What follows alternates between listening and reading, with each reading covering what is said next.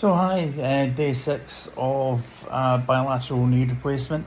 Still in hospital, as you can see. It's taking its time getting out. One of the main issues that I have at the moment is that I've got a failure of the quadricep here, so I can't lift this leg any higher than that there. If you look at this one here, I can mobilise that quite effectively.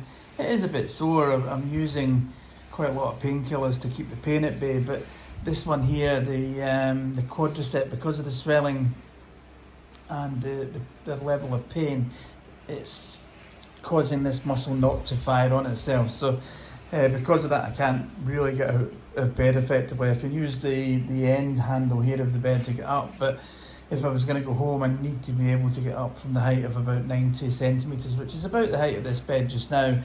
And because I can't push up and engage this muscle, it just fails. And I had a little bit of an accident the other day there where I was on a set of stairs with the physio, and as I tried to step down from the stairs, this knee just completely gave way and I ended up coming down a clatter. It opened up the wound and there's a significant amount of bleeding there, but it's all right now. It's no ill effects from it, but it has knocked me back a couple of days.